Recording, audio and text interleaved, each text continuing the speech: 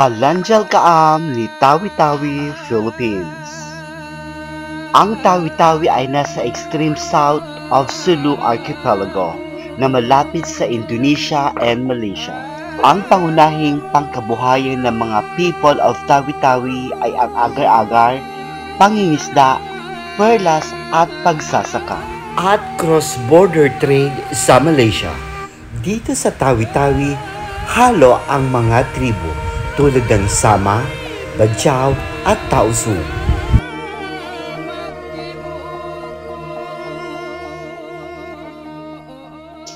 Sa Tawi-Tawi, dito nyo na makikita ang mga magagandang isla, magagandang tanawin at mga preskong pagkain tulad ng mga fresh na isda at seafoods.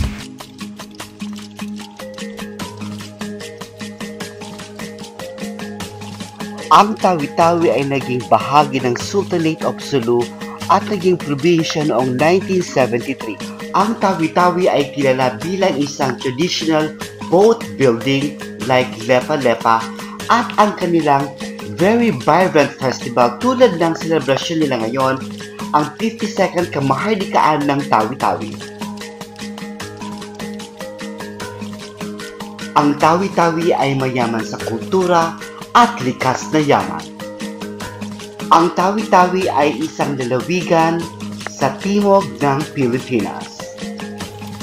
So mga kalasahan ko, daan na kitabi ang pategol paanda kuna makaambang senggahan lingkat ya festival main to ma 52nd Kamahardikaan ng Tawi-Tawi.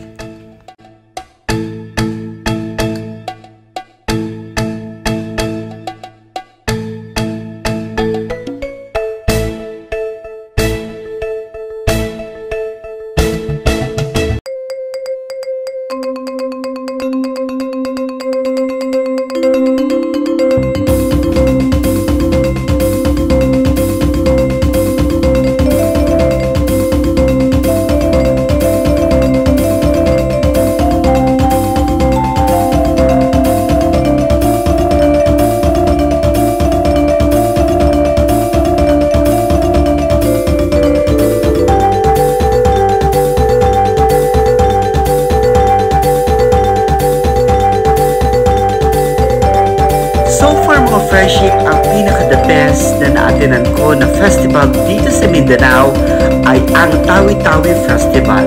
Mashallah, tabarakallah, sinukis nyo talaga ang kultura, ang tradisyon ng mga Sama at nakaka-proud kayo. Tawi-Tawi to the world, congratulations! Inshallah kapag ang Tawi-Tawi, ma-53rd Kamahardikaan sin Tawi-Tawi next year. Once again, nagsukol makaam, kisses sa ligaya.